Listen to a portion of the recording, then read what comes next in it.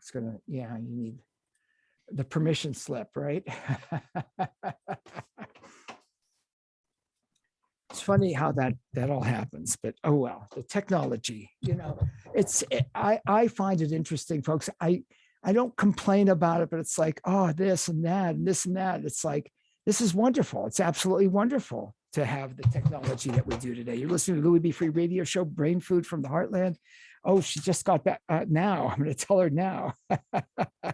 She responded. Oh, I should have given her heads up on that. One of my favorite human beings, as I refer to him as Tofurky Seth Tibbott. Honored to have you back, my friend. One of my favorite human beings. Crazy Louis. Crazy Louis, is that what you said? Yeah, that fits. The executive director of our library system here refers to me now as the king of chaos, because the studio has become even more chaotic, even more. So I am delighted to have you back, my friend. Delighted to see you, delighted to hear. And like I say, I get to see you. I'm thinking about the early days when I reached out and you would do the gig with me. It was over the telephone. It was years ago. That's one of the unintended consequences or good things to come out of the pandemic is the normalization of Zoom and conducting meetings from afar. It's really a good thing for the planet. Like at Tofurky, we used to fly people into meetings that would last, at like Walmart or Kroger or something, and these meetings would last like, I don't know, 20 minutes or 30 minutes. At one place, we even flew a couple of people in, and in the middle of the meeting, the buyers changed hands, and he said, "There's a new buyer now." He left the meeting, he got called out of the meeting and said, he came back and said, "You'll have to make another appointment because I'm not your buyer anymore." And think of the, the ecological consequences of flight and everything and what a footprint that leaves. Well, but now, it's more normalized to, you just do these meetings on Zoom and it's great, because you send in your new product or whatever you want to talk about, and you have this meeting online. And why would you go there and spend all the money and carbon, get people to an actual meeting when you can do it on Zoom? You can do it on Zoom. And you're right, Seth. It's interesting when I talk to people. I had a gentleman in a couple of weeks ago, and he was talking about how many Zoom meetings they do, and how he said, yeah, it was great. They'd go to Columbus, which is a few hours from here. And he'd say, it was a few hours down in the meeting and a few hours back. So obviously time-wise, it was great. He said, it's nice seeing people. It's nice visiting with people. I was in a study group. We used to go to, we would meet in Columbus. This was many, many decades ago, but it was just, and it was nice seeing people, but now you're able to do it. You economize on the time. You don't, the environmental, certainly, consequences are alleviated with that. But then again, you also have the time, all the time, like you say, the environmental cost and the actual cost of gas, regardless whether it's $2, $4, or $6. It's a lot of savings all the way around. And then again, there is the trade shows who have taken a beating, but I just went to the Expo West, which is a trade show.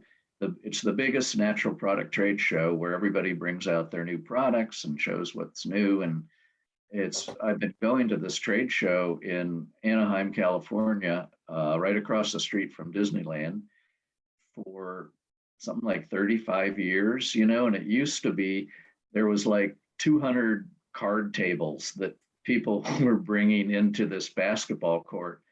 And, that was when I first started going in 1984 or something. And now it's expanded to, there's like 4,000 booths, and it's one of the biggest trade shows that they have in this huge convention center, and they have all sorts of trade shows. So anyways, this year, was amazing from the standpoint of coming out of COVID. So meeting people again in 3D reality was awesome to actually have conversations that, you couldn't actually have on Zoom. So there is some value to person meeting, but it was also amazing because, whereas it's not a specific plant-based show, the number of plant-based booths was off the charts. It was people coming there were several from England, including Matthew Glover and his VFC brand. And a friend of mine had this nice jackfruit company from the UK called Wallaroo. And it was hard to find animal-based meat there. I mean, there was very, very few and far between, and it was hard to find, dairy products from cows. It's like, you in the old days, you'd walk up to a booth and you'd have to read labels and check, and now it's almost an assumption that you see these. If you see somebody with cheese, you kind of go in assuming that it's vegan cheese. I did see one booth out of these 4,000 that had like animal-based dairy cheese. So, I mean, this is hopefully a vision of what is in store for our future, a world where, plant-based are normalized to the point that if you want to eat animal-based meat and it's still around, you have to, like, you're going on a plane, like you got to call in and order a special meal. That's right. Oh God, that's right. Animal-based product. And that's wild. Yeah. You just think of all the gyrations that we as vegans run through. Right. And I think we're, what the world would look like. You got to imagine our vegan future. And, there's like Happy Cow won't be in existence because they'll at some point, because there'll just be so many vegan restaurants. That's interesting. Opportunities that why would you have an app for it? But there'll probably be some app like called something like "Where's the Beef?" And, that's good. You're like a beef and an animal protein eater. You'll have to drive, 30 minutes across. To look for it. That's right. Restaurant in New York City that's still serving animal products. I mean, it's going to flip at some point. It's interesting. It sort of flipped at Anaheim for me, and that was really cool to see and be a part of it. I just got a pitch this morning, and it said, Louis, sales of plant-based foods hit 7.4 billion in 2021, growing by 54% since 2018. Et cetera, et cetera, et cetera. And you see it, and you and I, it's interesting when we think back. I've told you this, I believe my wife will refer to me as a vegan curmudgeon, because I'll say, oh, the kids these days, they don't know what it was like. I know, it's our version of walking to school in the snow. Yes. For 10 miles. Yeah, both ways, uphill. Uphill, right? But it is. They don't know what it's like when and but it's absolutely wonderful to see how things have changed, where people are talking about it, eating it, and the grocery stores. And I've mentioned this before with you, Seth. I believe that Ingrid Newkirk, who co-founded PETA years ago, said, Louis, I'm hiring people at PETA today that don't know what it's like to go into a grocery store and not see plant-based milks. And I see the Tofurky products now everywhere. I believe I mentioned last time, Sparkle Markets, who is just an area, I don't know, maybe they've got six grocery stores. Forgive me, Sparkle, if I'm inaccurate on that. They had a vegan section, vegetarian/vegan section in their produce, and Tofurky products. I mean, it's like, I love it. Used to have to go to a health food store, which was fine. And now your products are everywhere. Yeah, it's wonderful. I mean, it's all part of the normalization of plant-based foods and the advance in taste and texture, because, like we like to say, taste is king, value is queen, everything else is marketing. Like the products are just so tasty now. I mean, you had to be really committed in the, early 90s and 80s and stuff, because some of them were great and some of them weren't so great in terms of taste and texture. And, eating is a thing that people look forward to, and you want to enjoy your food. And now there's just about no product that you can think of that is not delicious and have a plant-based delicious alternative. I mean, it's really hard to think. I always ask you, and White there's space. a lot I want to talk about, but if you don't mind, and I love your book, In Search of the Tofurky, give us a thumbnail history of it, because I just love that, how you push through. Yeah, so I became a vegetarian in Ohio at Wittenberg University in Springfield, Ohio. Yay, Ohio. And that was in 1972. I visited a commune called The Farm in Summertown, Tennessee, a couple of years later, where I was introduced to the pure vegetarian lifestyle. They didn't even call it vegan back then. They called it, you were either a vegetarian that was sort of lacto ovo, and you had, milk and eggs and cheese on your plate. But the Farm were pure vegetarians, and they didn't eat any dairy products. They were vegans and not calling themselves vegan. And maybe you were a pure vegetarian at one time. Were you, Louis? Yeah. And again, you were talking about all those years ago. Yeah. And then I did find this one fermented product there that I liked, which was tempeh. They were making tempeh starter, and they were got some of the first batches of tempeh starter commercially sold in the US. And I was living in a tent teaching outdoor education to these high school kids in Tennessee. And well, one weekend when the kids were not there, I made a batch of tempeh out there in a field in Tennessee in this tent. And it was so tasty and delicious. It was like love at first bite. And I went back to Oregon and started a tempeh company in 1980. I worked at it for 15 years, growing the tempeh company.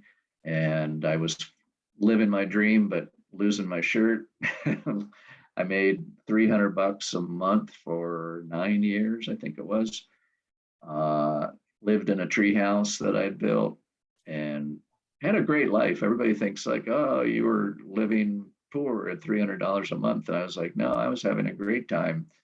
I had a school that I had rented out, an old school building in town that had a full court basketball court. And my friends and I built a Frisbee golf course right in a land adjacent to the treehouse. So I was living in a condo on a golf course with a gym membership those years. So it was really great. And then it did get old after a while, and I was trying to find a way out, but didn't find anything better to do. So I doubled down, and in 1995 came out with the first nationally marketed vegetarian feast, we called it there. I've been studying vegan and vegetarian history now. I want to say that, so the first year in 1995, we called it a vegetarian feast, and we kept calling it a vegetarian feast. But in 1997, we added the words 100% vegan on the front label there. And I want to say that Tofurky might have been the first or one of the first products to use the word vegan on the label, because I can't remember any other products that were, proud of that or announcing that. So anyways, the product resonated with people and with the media, and there was all these crazy media spots, everything from the news and the Good Morning America to the late night talk shows. We're all talking Tofurky, and the X-Files had this cool piece. All these sitcoms were working Tofurky into their thing, and it I just bet. Yeah. brought up, it was where no product had gone before. Tofurky Yeah. did, like no vegan product had gone before, and really developed this national. It was comedy at first. Like people were thinking, "Oh, this is a funny name," and Yeah. like, People had who in fun the with the heck? name. I know. Believe me, I know people had fun with the name. Right. And, we like having fun. It was Sure. intentional to have Yeah. fun with the name because we're funny, fun loving. We're You're the fun. otters of Yeah. the universe. We like to Yeah. have fun. So you share a joke with somebody and you remember that, you forget all this other stuff that you should remember. So, yeah, the product took hold, and we soon came out with deli slices, and they were a hit, and sausages, and they were a hit. Chicken, had jerky for a while. We've had, we now have about 50 different Tofurky products in over 50. 20,000 Wow. stores all over the world. And Literally all over the world. I remember when it was where in the world is Seth Tibbott when you've traveled yeah, the world. Yeah. although I haven't traveled much, I do plan to go this fall. I'll get back. I'm trying to do less travel on airplanes just because of the environmental impact. Although, if you do travel on a plane, I think that the equation is it works out if you create two new vegans, it pays for a trip across the Atlantic in terms of the carbon Oh, effect yeah. of your flight. So try and do that, but I'm going to go to the Himalayan Vegan Festival in Nepal and Bhutan Oh, in wow. September. It's this great guy who organized a festival in India that I went to in 2019, and he's doing another one. He's such a cool guy. He does veg voyages. This is Zach Lois, and it's a vegan travel company out of Jakarta, Indonesia. And he takes groups of people to Thailand and Vietnam and India and all over Southeast Asia and on these all vegan trips. And he's an amazing, very spiritual guy. And what makes him different than other travel companies is he takes it's an amazing amount of money that he earns from these trips, and he invests it back in charitable organizations. Like he's personally gone out Beautiful. into Laos and built these restrooms for schools in these rural places that are very impoverished. So he's won awards like for the work that he's done with veg voyages all over Southeast Asia. So again, it kind of offsets the impact of travel, and I it's want really to jump to something, Seth Tibbott, because of some of what you're doing when it comes to charitable work, and I know you do a lot with Ukraine. You and I were talking off air about that, and I think this is a perfect time to talk a little bit about that. yeah. So Ukraine, prior to the invasion, had a profile of veganism that was very similar to the U.S. There was um, reports that I read that it was somewhere between 3 and 5% of the country was vegan. So they had it going on, and they were making strides. And so then the war hit, and there were all these refugees and going to Poland, and the main route to Poland goes through this town of Lviv, which is on the Polish border, about an hour drive from the Polish border. And if you were a vegan, Yeah. refugee, good luck going to all of these places that had food for people. But if you were a vegan, you were lucky to get like an apple and a granola bar or something like that. And so this group in Lviv started giving free vegan meals to refugees. And they're on Facebook. They're called Vega Room, and it's an amazing group. Say it again. It's called Vega Room, VEGA ROOM. And so I contacted them and I was like, what do you need? And how can we help? And they were like, we need, we're running out of vitamins. Like vitamins and medicine are, you can imagine what the supply chain looks like. I mean, the supply chain in this country is messed up from COVID. So yeah. add a layer of war to it. They were having trouble with that. And so they said, we need chewable B12, D3 vitamins for kids that are coming through here. It's one of the things they need. Wow.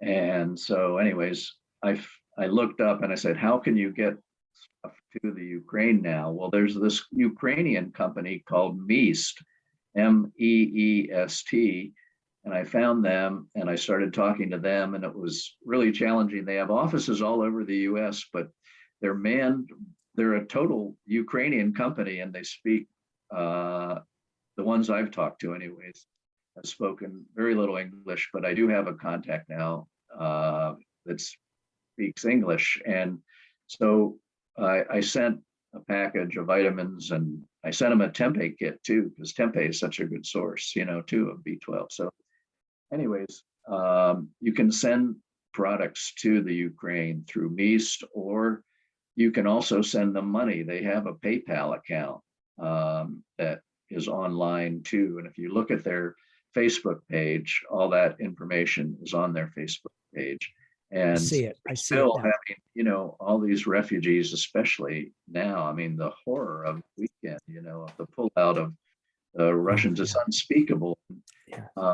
These guys are staying in Lviv, which to this point has been fairly calm, although there have been bombs that have hit Lviv. And, I just have been messaging back and forth with these people, and they said, the air raid sirens go off kind of every day, and they just don't know, is this real or is this going to, I mean, what they're living under is incredible, but they're still doing these free vegan That's meals. Wonderful.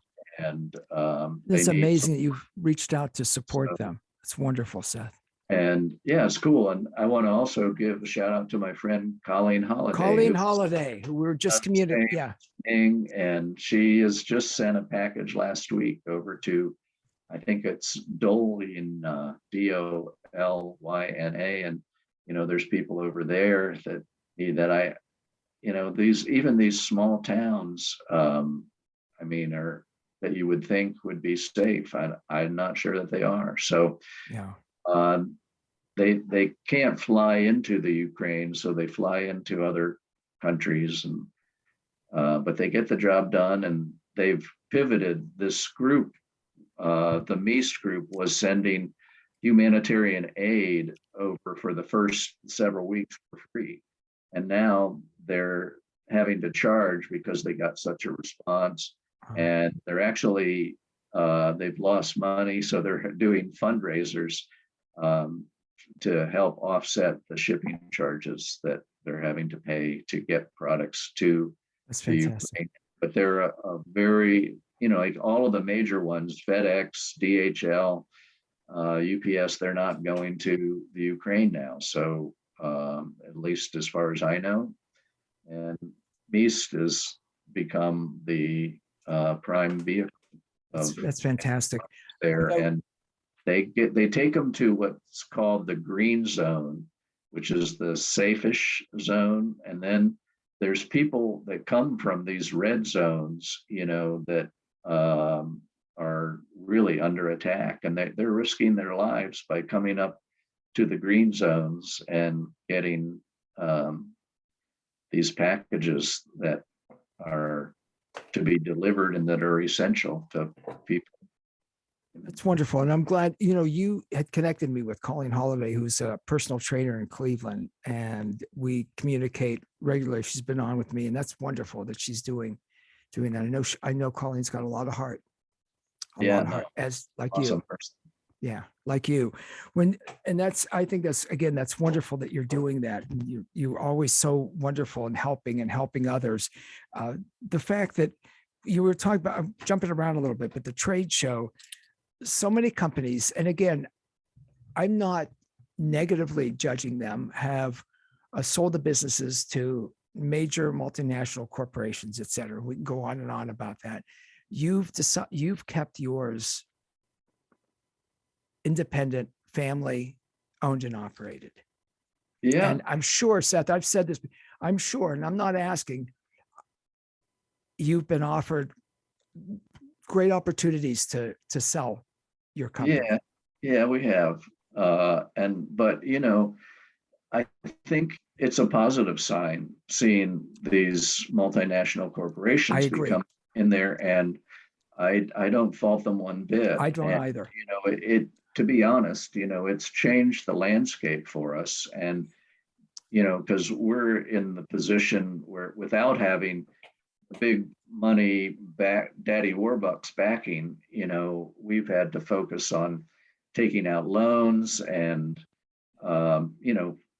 reinvesting profit and having a profit. And I think that the world is going a little bit more that way now, as people are saying, oh, you need profit and you're showing profit, like that's a good thing. But at the same time, our model of growing that way in this, it's been really effective throughout the years and growth of our company, and we're happy to be able to do stuff that way, like this whole challenging the animal-based industry and these labeling laws has been one of the I'm glad key. you, yeah. Jamie Athos, our CEO, and my stepson has Just had doing. a big victory, huge And victory. yes, Tell we us just about it.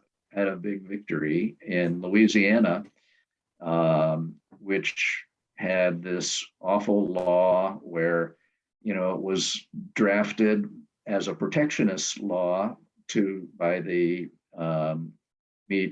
by the legislatures with the help of the local animal agriculture industry. And it was saying you can't use the words burger and sausage and words like that because on your label, because those have to be from a slaughtered animal. At least they use the word slaughtered.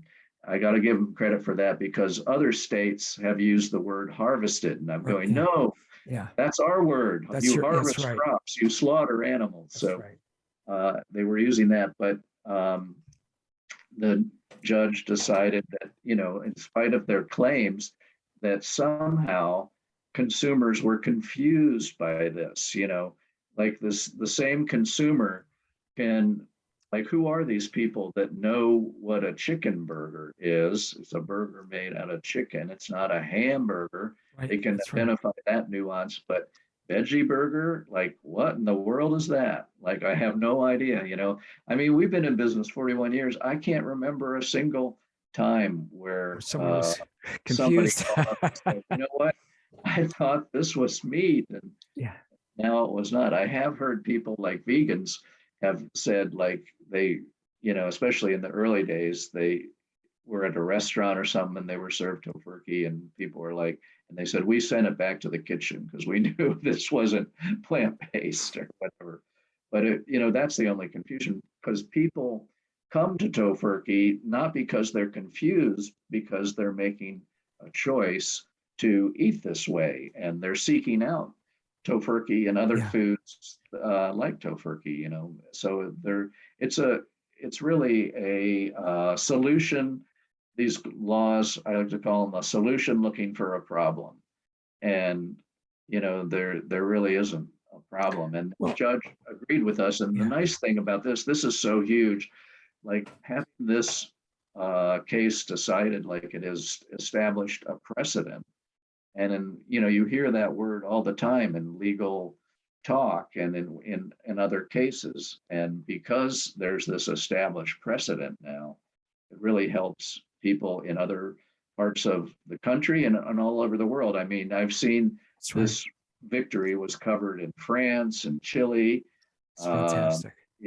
all over in Australia. It's just like reverberating out all over the world. So it's helped. It's And been that's the kind of thing, I guess, that I like to think that, because of our ethos and being family owned independent, like who cares what the stockholders think? Because the stockholders are all family. It's like family. me, I'm Yeah. still the biggest stockholder in Tofurky. So, anyways, it was a great job. And Jamie has been doing this. We've sued Missouri, Arkansas, Oklahoma, and now Louisiana. Louisiana. So, but this has been the biggest, decision in our favor, and establishes this precedent. So it's pretty cool. And Jamie's a badass. All right. That's like you saying that. I want to tell you again, I had a friend, I was telling a friend of mine about that, the decision that came down, because he sends me a text the other day, said, do you know that Hellman's has a vegan mayo? I said, yes, mayonnaise. I said, they have for years, and I thought he must have seen it in the store. And he actually saw a commercial, a TV commercial that they did. And I remember back then when it was it Hampton Creek Just Mayo that got sued by Hellman's, by Best Foods, by Unilever, and they just, decided to come out with a product. And again, and by the way, I came in the studio this morning and there was some of it, a container of it on my desk, interestingly enough. But I just think about how, again, and those things help when those, like you said, when some of the multinational corporations start doing things, advertising, putting them in, it's good for Tofurky. It's good for all of us. Exactly. And, that's the interesting point, because there's two different responses from the animal ag industry when they see this rise in plant-based foods. One is, we've got to crush these guys and make it harder on them. So let's get these labeling, these, unconstitutional. That's unconstitutional. what the Louisiana First Amendment, case decided. It was unconstitutional. So one response is, we can try and crush them, we can slow the growth down, but there's nothing so powerful as an idea whose time has come. That's Victor Hugo. Beautiful. Who said that. And so the other response is the Hellman's response, like, oh, there's a market here. We'll do it. Plant-based proteins. Let's be part of that, and let's do that. And so it's a smarter response, I think. Those are the guys that as history evolves, they're going to be the winners in this, because they're establishing themselves as, leaders in this category now, as opposed to the people that are just like, we got to squash this. And my daddy ate meat, and his daddy ate meat. Right, all eat meat. And, if you look at any kind of social movement in history, the people that were fighting for the old ways often do not look so great. And well, how history was. I believe that Colleen Holiday is listening now. And we were just talking about her earlier and the wonderful work that she was doing. She says she loves Tofurky. We both love Tofurky. Millions of people now love Tofurky. Yeah. Anything you want to say to Colleen? No, I just think that I was impressed that how she sent this stuff to Ukraine and figured it out, because believe me, I know what she went through to figure out all of the, hoops you had to jump through to do it. It's not easy when the first time, go through. Now I know how to do it. So she's amazing lady. Too, for like, I think it would be cool to just send this group a big palette of vegan foods, like, let's think bigger. And like, if your supply chain is disrupted, like, with love from the vegans of the US and the people of the US, not just the vegans, but I think that would be, a cool and necessary thing. Although it does take now, when I sent those vitamins, they were saying 7 to 10 days to get by air to the Ukraine. And now I think Colleen was told that it was going to be 3 weeks to get there. So, and who knows what it is today. It's a rapidly changing, Sure. atmosphere in the world of war. I mean, it's just incredible. But, it's cool that Jose Andres is doing his, what does it call it, World Kitchen. And he goes over there in a big way and, services. I think he's done 6,000 meals or something like that for refugees. And it's really cool, but I'm not sure that,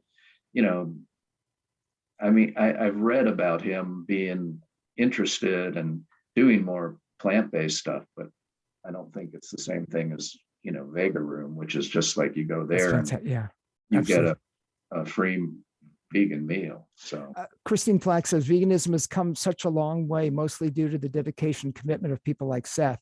So grateful for his efforts in family-based Tofurky products, as are we all. yeah, well, I'm grateful for it too. I mean, it changed my life for sure. And change the lives of many and save the lives of many. I'm going to ask you, what else, what did you see at the food show that was, what else can you tell us? I was going to say, usual, what surprised you? What delighted you? You know, I liked seeing, like I said, some of the international products that were coming over. Like, for instance, there's this group now called Omnipork that is bringing over pork alternatives from, Hong Kong. They started in Hong Kong. I met David Yang of Green Monday over in, I think it was 2014. I was over there and I had lunch with him, and like, you come into the Hong Kong airport at that time, and there was like billboards in the airport that said, Green Monday, eat vegan. It was like so cool getting in there. So came from that, and then he was purely doing nonprofit work, and then they opened 2 vegan stores called Common Green in Hong Kong. And then he pivoted to Omnipork because, in China, pork is like king. Yeah. And they're slaughtering so many pigs, and they own Smithfield now. Foods, So, so it was the first time I had tried it, and I thought it was really good. Like, excellent. They have one product that it looks like it's in the same shape. It's like this rectangular shape. It's in the exact same shape as Spam. And they were talking about there's some big Spam festival in Hawaii, of course, and they were going to go out there with their products. It's like a Spam. Wow, that's wild. Vegan Omnipork. So, vegan Spam would be a great thing. So I thought that was really a good product. I mentioned earlier these candy bars that are you're showing for listeners. Yeah, for listeners, describe what you're showing. Yeah, this is a milk chocolate candy bar with hazelnuts. And I have been seeing these bars in the UK and the EU for like 5 years, and I kept bugging them to come over here because that was the white space here in the US. There was all this dark chocolate for vegans, but there wasn't any good milk chocolate. And I came around the corner and there's this Vigo booth. I'm like, oh my God, this is so great. So it's available at UNFI, which is the big wholesaler of foods. So any natural food store in America can buy them. They also have the white chocolate Vigo, which is good, but I'm a fan of the original the most, but both are awesome. So those were good. The funniest product I saw was Chuck Norris Sea Force water. It's Fusion water Norris, from the man himself, Chuck Norris. So you Sa- see those crazy products like that. Seaforce water. What is it? Is it? C Force is Chuck Force. Chuck, because Chuck endorses this, it's special water. I. Oh God, So that's a riot. That is a riot. crazy, but Because Chuck endorses it. yeah, I know it wasn't it crazy. So I was always getting my bottle of Chuck and going around. I was hydrating with the help of my friend Chuck Norris. But there was also there were several bacons that were really good. I thought that those, were awesome. And there were Miyoko had a cottage Yoko cheese, Shop. Yeah. watermelon seed. I didn't get to try it. I saw that there was one in development, but I didn't realize it was out. Yeah, so she's putting out cottage cheese, which is, Miyoko's good about finding, the white space and She's doing wonderful. it. That was one thing that I've been seeing for a long time was, cottage cheese. So she's done a good job. She's done an amazing job. And Uh, again, seeing her products everywhere now too. yeah, so that company is on the rise, but um, my friend James Curley, old VP of sales at Tofurky, came out is hawking sesame milk now that, Wow. like a new entry. The nice thing about the sesame milk that he sells is that it's high protein. Some of these, like almond milk, which I love and drink every Sure. morning for cereals, not as high on protein as animal-based milk. So he went for the protein angle on sesame milk. So Well, that that's sounds interesting. a cool product.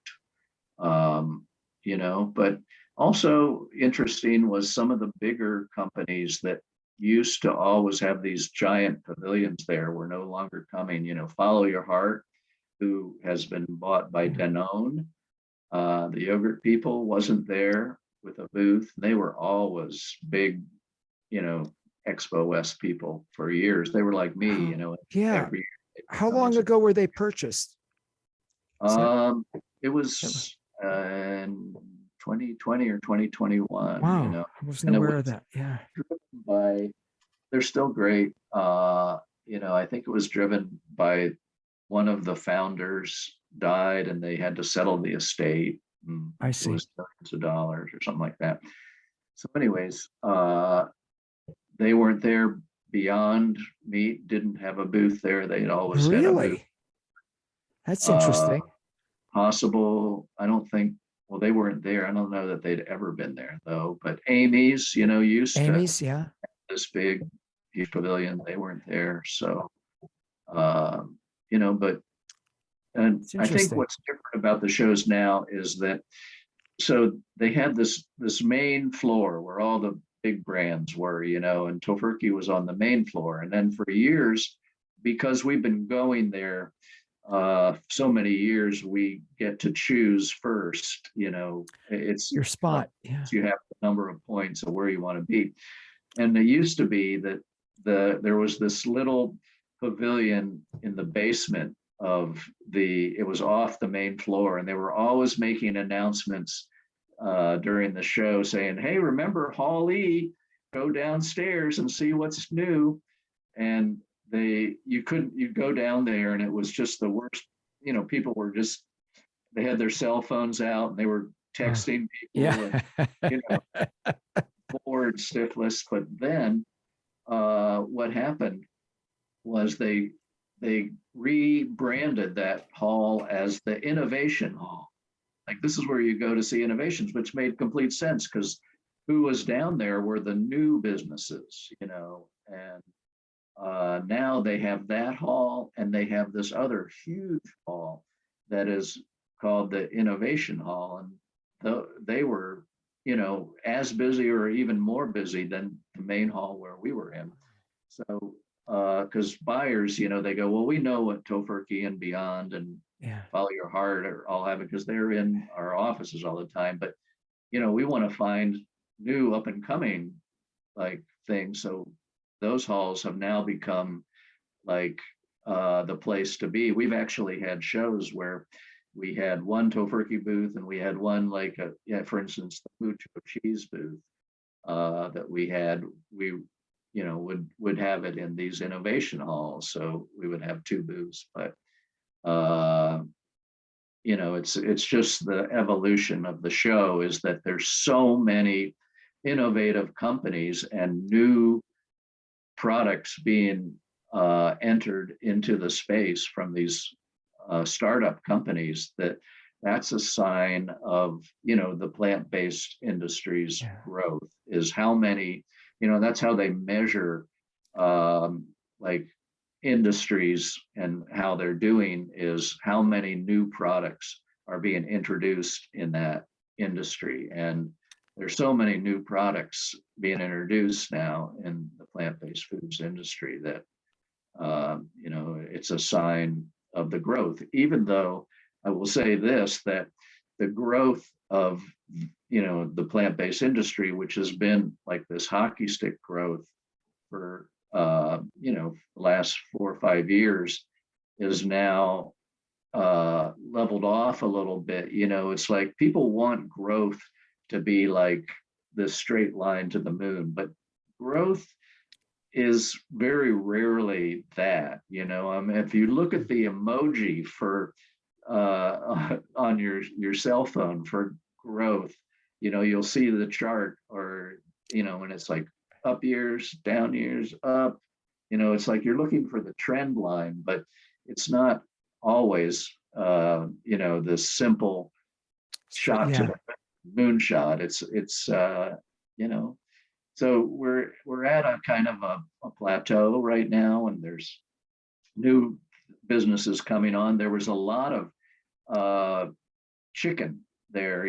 Matthew Glover with VFC, who I really love their marketing and their product. They were there. Christine Legali of Rebellious Foods was there. I thought they had excellent chicken. There was probably, I don't know, 10 chicken nugget companies at Expo.